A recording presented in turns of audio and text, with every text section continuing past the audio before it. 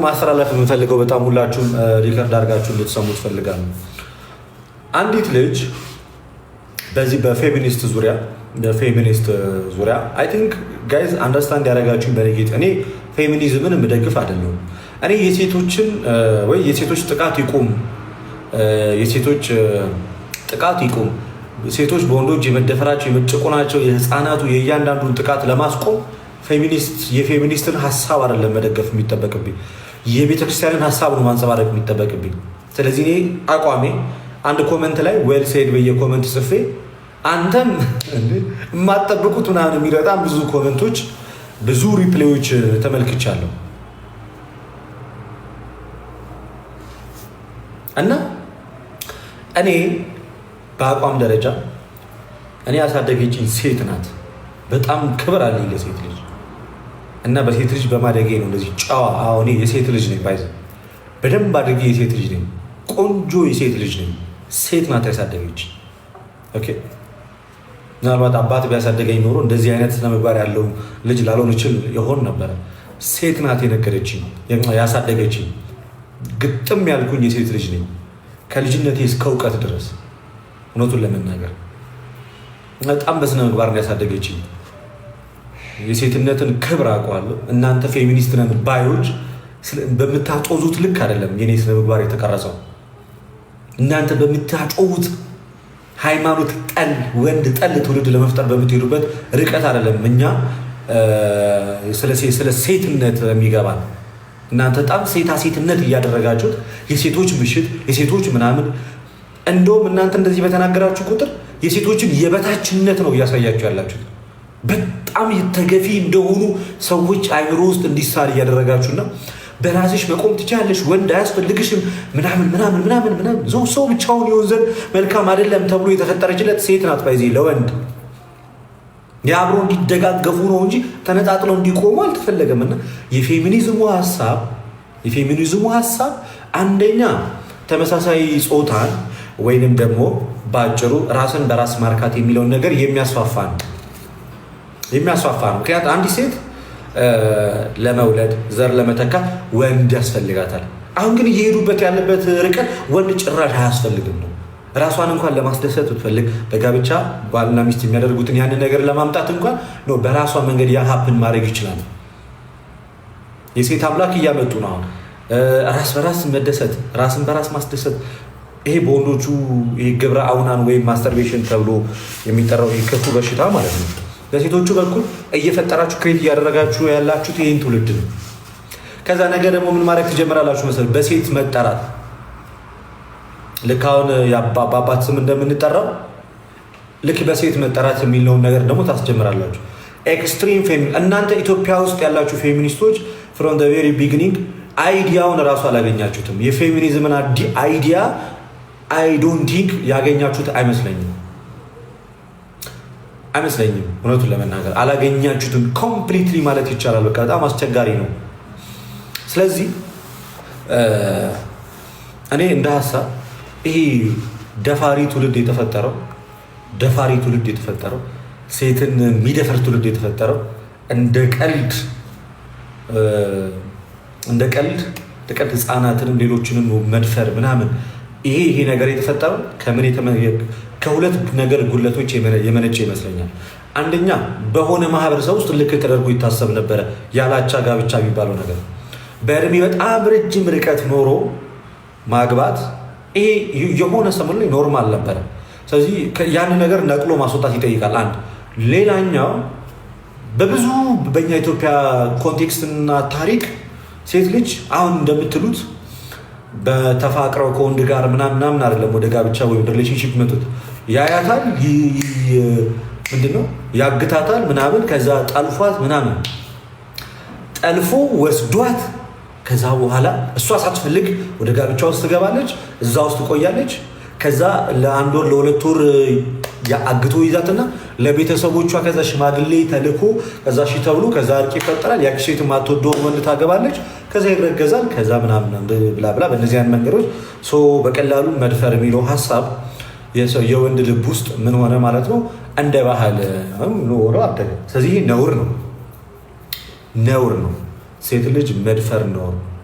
ኃጢአት ነው። አንደኛ በእግዚአብሔር ዘንድ ከፍተኛ ኃጢአት ነው፣ ዝሙት ነው። ሴት ልጅን መድፈር ያለ ፍላጎቷ በእድሜ ትንንሽ ህፃናትን መድፈር ነውር ነውር ነውር ነውር ነውር ከነውርም በላይ ነውር ነው። ይሄንን ለመቃወም የግድ ፌሚኒዝም የሆነ ሀሳብ አያስፈልገንም። እናንተ የምታራምዱት ወንድ ጠላ አካሄድ አያስፈልገንም። እናንተ እኮ በአምላካችን መጣችሁ እኮ አለ እኮ ቤተክርስቲያን አትሄዱም እኮ እናንተ አሁን ንገሩኝ እስኪ ቤተክርስቲያን ሄዶ የሚያስቀድስ ፌሚኒስት አለ? ኢማጂን ቤተክርስቲያን ሄዶ የሚያስቀድስ ፌሚኒስት አለ? ከካህናት እጅ መስቀል የሚሳለም ፌሚኒስት አለ? ካህናት ጋር ሄዶ መስቀል የሚሳለም ፌሚኒስት አለ? አለ? እንደዛ የሚያደርጓል?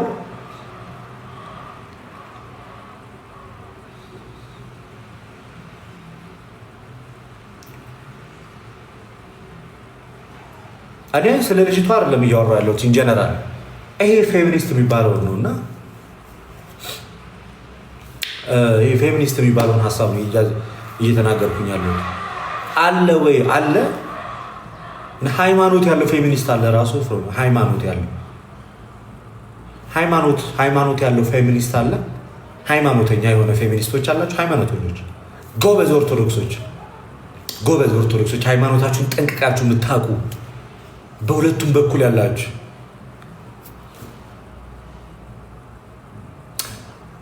ሀሳባችሁን ከእግዚአብሔር ሀሳብ ጋር ሳይጋጭ የምታራምዱ ፌሚኒስቶች አላችሁ። ካላችሁ ጥሩ። አብዛኞቻችሁ ግን እናንተ ራሱ ሌላ ቴራፒ ያስፈልጋችኋል። አብዛኞቻችሁ ሌላ ቴራፒ ያስፈልጋችኋል። ለሴት ልጆች መቆማችሁ በእርግጥ በጣም ጥሩ ነው። እንደዛ ለሚባሉ ሲጀምር ይሄ የሁላችንም ኃላፊነት ነው። የሴት ልጅ ጥቃት እኮ ሴት ልጅ ህፃናት ለምን ይደፈራሉ? ይሄ እና አጠቃላይ ይሄ የሁላችንም ኬዝ ነው። ሁሉም ሰው ሊጠላው የሚገባ ኬዝ ነው። ይሄ መደረጉ ነውር ነው። ከነውርም ነውር ነው። በእውቀት የሆነ ሃይማኖተኝነት ከዚህ አይነት ችግር ያወጣል ብዬ አስባለሁ። ስለዚህ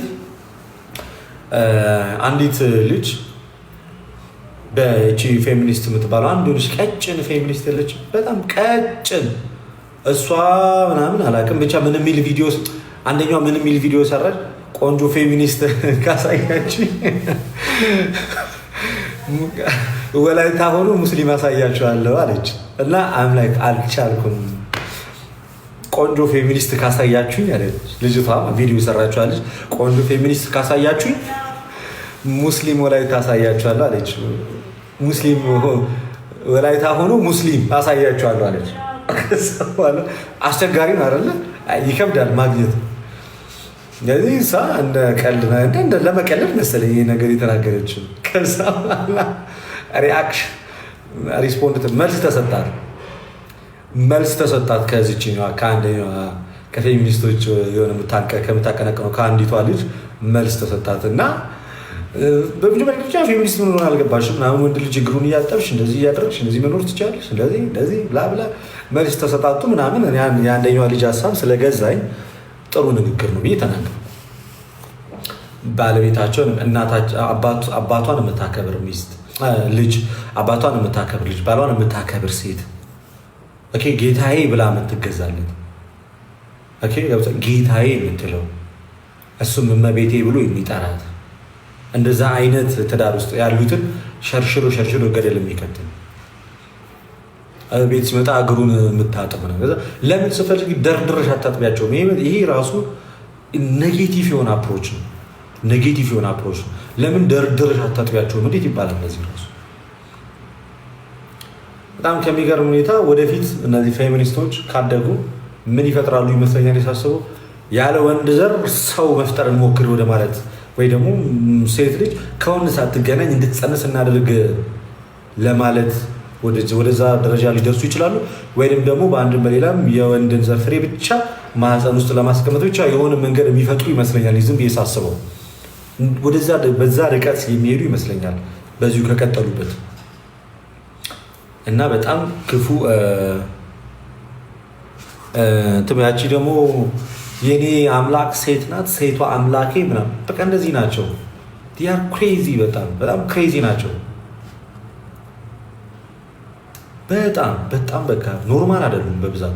በተለይ ያቺኛዋ አንደኛው እህታችን ይሄ ሴት አምላክ ምናምን ብላ የተነገረው ሊትራሊ እሷን የሚያዳምጥ በራሱ የሆነ ችግር ያለበት ሰው ነው ወይ እየመረጠ ማዳመጥ ነው።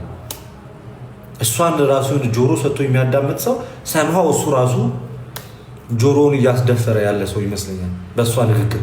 ይህ በጣም ነውር ነው የምትናገረው አብዛኛው ጊዜ። እግዚአብሔር ሲጀመር በወንድ አንቀጽ የሚጠራበት ጾታ ኖሮት አይደለም። ቅድስት ሥላሴም ተብሎ ይጠራል፣ እግዚአብሔርም ተብሎ ይጠራል። በሴትም በወንድም አንቀጽ ይጠራል እግዚአብሔር። በሴት አንቀጽ ቅድስት ሥላሴ ተብሎ ሲጠራ የራሱ ትርጉም አለው። በወንድ አንቀጽ እግዚአብሔር አንተ አምላኬ አንተ የሚለው ብዙ ጊዜ ሲጀመር ሰማይና ምድርም ጾታ ከተባለ እኮ ሰማይና ምድርም በጾታ ይጠራሉ። ሰማይ ትስማ ምድርም ታድምጥ፣ ሰማይ ይስማ ምድርም ታድምጥ። ሰማይ ይስማ ተብሎ ሲጠራም ሰማይ የግሪክን ቋንቋ የሚያቅሰው ይረዳዋል። ለምሳሌ በጾታ የግሪክ ቋንቋ በጾታ ይከፈላል፣ የወንድ የሴት እየተባ ሰማይ ይስማ ምድርም ታድምጥ ይላል። ሰማይ ይስማ ሲለው ለምሳሌ ይሄ የወንድ ንግግር ነው። ምድርም ታድምጥ እና ምድር ሴት ሰማይ ወንድ ነው ማለት ነው። እንደዛ ታስቡት።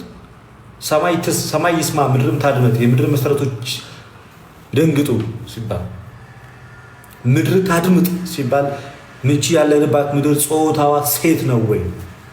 ሰማይ ይስማ ሲባልስ ሰማይ ወንድ ነው ማለት ነው?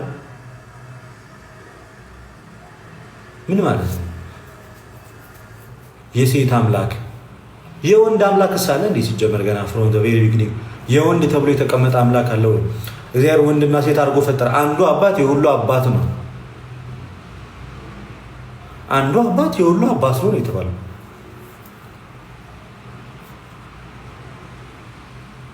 ስለዛ ነው ጤነኞች አይደሉም የምላቸው፣ ኤክስትሪሚስት ናቸው። የሚያስፋፉት ሌላ ነገር ነው። ኢትዮጵያዊነትን ባህልንን በጣም ክፉ ባህላቶችን እንዴ ይቃወማሉ። ጀንደር አለው የግሪክ ቋንቋ ኦፍ ኮርስ። እና ምን ልላችሁ መሰላችሁ ይህን ሀሳብ እየተናገርኩኝ ወይም እያቀነቀንኩኝ ያለው በዋነኝነት ላስተላለፈው የፈለግኩት ሀሳብ ቤዚካሊ ምን መሰላችሁ? ክርስቲያኖች እንድትረዱኝ፣ ሁሉም ነገር ኤክስትሪም ሲሆን ኃጢአት ነው፣ ነውር ነው። ከልኩ ሲያልፍ ሁሉም ነገር መለኮት ጾታ የለውም። ፍሮም ዘ ቬሪ ቢጊኒንግ ከልኩ ሲያልፍ ሁሉም ነገር ክፉ ነው፣ ኃጢአት ነው የሚሆነው። ኢትዮጵያ ውስጥ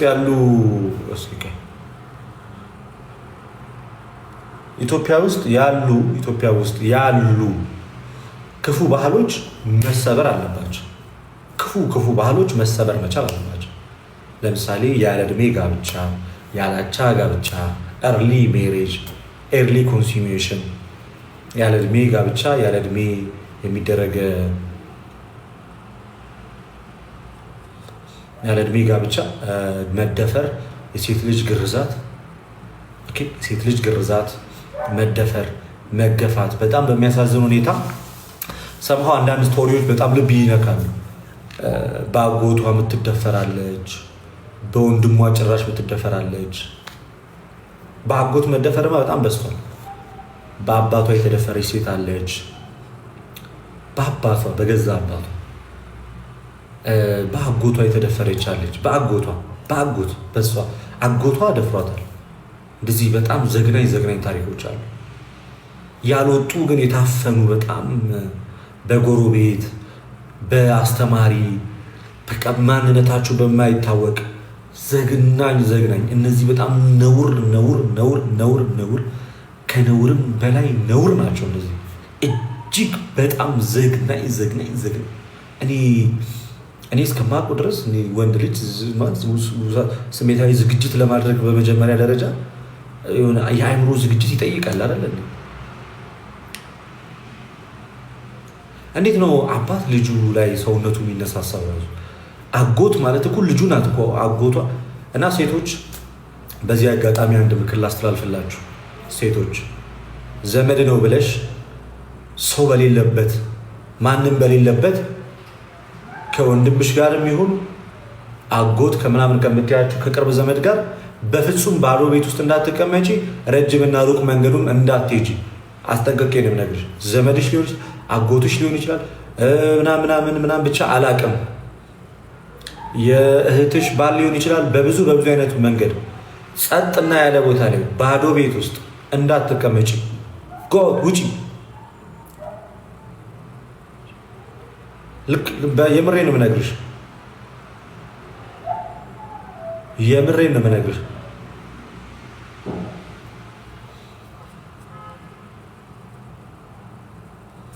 በቃ ኖርማላይዝ ስለተደረገ ነው ይሄ ነገር የሰው ጭንቅላት ውስጥ እየገባ ያለ ማለት ኖርማል አድርጎ በጣም አስቸጋሪ ስለሆነ ነው ማለት ሁሉም ሰዎች እንደዛ ናቸው ማለት ግን በቃ አይመከርም። በተለይ ሴት ልጅ ካደገች አሁን ሲሪየስ ነው ነገር ሴት ልጅ ካደገች ሰውነቷ ካደገ ማለት የሴት ልጅ አፈጣጠርና የወንድ ልጅ አፈጣጠር ሰማው በጣም ልዩ ነው። የሴት ልጅ አፈጣጠር በአንድ ጊዜ አይን ውስጥ የመግባት ወንድ ልጅ ደግሞ ብዙ ጊዜ በአይኑ ያያል፣ ይመለከታል፣ ትርጉም ይሰጣል። እንደዛ ነገሮች ሀፕን ያደርጋሉ። ብዙ ራሱን ያልገዛ በጣም ቦዘኔ ሰው አለና ሌላኛው ደግሞ የምሬን ነው የምልሽ እድሜሽ ከፍ ካለ አባትሽ ፊት እንኳን ልብስሽን እንዳትቀይሪ።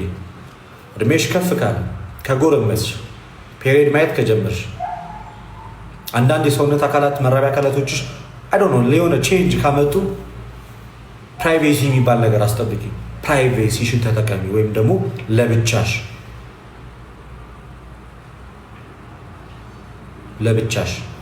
ልብስ መቀየር ካለብሽ ለብቻሽ፣ ሻወር መውሰድ ካለብሽ ከአይን ሰውር ብለሽ ለብቻሽ፣ አባትሽም እንኳን ቢሆን ማለት ለብቻሽ፣ መኝታ ክፍል መለየት ካለብሽ ለብቻሽ፣ ካደግሽ ፔሪየድ ማየት ከጀመር ሴትነት ከመጣ ሴት መሆን ከጀመርሽ ማለት ነው ለብቻሽ፣ በቃ ለብቻሽ ተኝ። የራስሽ ክፍል ይዘሽ አለባበስሽን አስተካክል። በጣም ጥንቃቄ ያስፈልጋል። ለብቻሽ መኖር ያለብሽ ለብቻሽ። ጊዜው በጣም አውሬ ሆኗል ልበላችሁ። ዘመድ ቤት ለብቻሽ አትሂጂ። አጎቴ ጋር ምን ጋር እያልሽ ለብቻሽ አትሂጂ። ጥንቃቄ አድርጊ። ይሄ የኔ ምክሬ ነው። ጥንቃቄ አድርጉ። ህፃናት ልጆች አሁንማ በህፃናቱ ሁሉ እኮ ተውት። አሁንማ በጣም ክፉ ዘመን ላይ ደረሰ። ክፉ ዘመን ላይ እንደዚህ አይነት ሀሳብ ያላችሁ ሰዎች ካላችሁ ብቻ ነው ማስገባው እና አሁን ክፉ ዘመን ላይ ደረሰን እና ክፉ ዘመን ላይ ከመድረሳችን የተነሳ ጊዜ እዚህ ደረጃ ያደረሰን እንደዚህ እንድንነጋገር አደረገ። አለባበሳችሁን አስተካክሉ። በጣም ክፉ ዘመን ጊዜው በጣም መጥፎ ሆነ። ጊዜው በጣም ከምታስቡት በላይ መጥፎ ሆነ። ቀላል ሆነ መደፈር፣ የሴት ልጅ መደፈር ምናምን እንደ ቀልድ መስማት ምናምን እንደዚህ ነገሮች በጣም ኖርማል ሆኑ። በጣም ሲበዛ ኖርማል እየሆኑ መጡና ምናልባት ድምፃቸው የታፈነው ደግሞ በጣም ብዙ ሊኖሩ ስለሚችሉ ሴት ከሆንሽ እነዚህ ጥንቃቄዎችን ውሰጂ። ስለዚህ ራሳችሁን ፕሮቴክት አድርጉ። እሺ ሴቶች ራሳችሁን ፕሮቴክት፣ አንዳችሁን ተጠባበቁ። ኦኬ እውቅና ፍጠሩ። በፌሚኒዝም አይዲያ አይደለም፣ ኖርማል በሆነ አይዲያ እውቅና ይፈጠር። ብዙ እውቅና ይፈጠር። በቃ ነውር እንደሆነ ክፉ እንደሆነ ኃጢአት እንደሆነ በየሁሉም ቤተ ሃይማኖቶች መነገር አለበት። በተለይ ወደ ሰሜኑ አካባቢ እነዚህ አይነት ችግሮችን በጣም በስፋት እናያለን። በጣም በልጅነቷ ታገባለች አንዲት ሴት፣ በጣም በልጅነት ከእድሜዋ በጣም በሚበልጣት እኔ አይዶን ነው እንዴት ማች እንደሚያደርጉ ራሱ አይዶን ሀው እንዴት ነው ማች የሚያደርጉት? በራሱ ግንኙነት በሚያደርጉ ሰዓት ላይ እንዴት ነው ማች የሚያደርጉት? በጣም ልጅ ናት፣ አትችልም። እሷ ሕፃን ናት በጣም እንዴት ነው ሰውነቷ የሚችለው ሊቋቋመው? ስንቱ ይሄኔ በሽተኛ ሆኖ ቀርቷል። ስንትና ስንት ኢንፌክሽን፣ ስንትና ስንት ህመምስ፣ የስንቱ ሴት ማህፀን ተበላሽቷል በዚህ አይነት ነገር። ስንቷ አለች እንዲተሳቀቀች የምትኖር። ባላንስ ማድረግ መቻል አለበት። ራሳችሁን ጠብቁ። ገዝተ ላይ ያላችሁ ሰዎች ማለት እንደዚህ አይነት ሀሳቦች ወይ ከኤክስፒሪንስ ልታወሩ ካልሆነ በስተቀር የምናደርግ ላስገባችሁ ይችላሉ ሰው ስለሆነ እና ገጠር ላይ ያሉ ጋብቻዎች በጣም በተለይ ገጠር አካባቢ ላይ ያለች ቤተክርስቲያን ባህሉ እንደ ባህል እንኳን ሴት ልጅ በልጅነቷ ትሰጣለች። የሰማሁትን ነው የምነግራችሁ። የትኛው ሀገር የትኛው ክፍል ላይ እንደሆነ አላውቅም። ወደ ሰሜኑ ብቻ እንደሆነ አውቃለሁ። በልጅነቷ በ6 ዓመቷ ትሰጣለች። እስከ አይደለም ብቻ በ10 ዓመቷ ምናምን ትሰጣለች። ከዛ በ10 ዓመቷ ያ ፌስቱላ በ10 ዓመቷ ትሰጣለች። ከዛ በኋላ በ14 ዓመቷ ነው ምናምን ታገባለች። ከሆነ 2-3 ዓመት በኋላ ጠብቋት ምናምን ማለት በጣም ነውር ነው። እንዴት እንደዚህ ይደረጋል? በጣም እኔ ይህን አልደግፍም። በጣም ስህተት ነው፣ ስህተት ነው፣ ከስህተትም በላይ ስህተት ነው። ስለዚህ ይሄ ነገር 12 ዓመት ምናምን እርሊ እኮ ነው። 12 ዓመት በጣም እርሊ እኮ ነው አይደል? በ12 ዓመት አግብታ ከዛ በ14 ዓመት ምናምን ይሄ በጣም ከባድ ነው። እሱ ይሄ ካልቸር መቀየር አለበት። ኮምፕሊትሊ በቃ ሮንግ የሆነ ካልቸር ነው። ሮንግ ነው። በቃ ልክ አይደለም። ከስር መሰረቱ ልክ አይደለም። በቃ ይብቃ። የነዚህ የሴቶቹ ሰቀቀን ይብቃ። በቃ እውነትም አንዳንድ ጊዜ ስታስቡት ወንድነት የሚባለው ነገር በቃ ሲቀፍ እዚህ ደረጃ ላይ ሲመጣ ሲቀፍ በቃ ሲያናድድ 19ና 20 ይሄ ኖርማል እድሜ ይመስለኛል።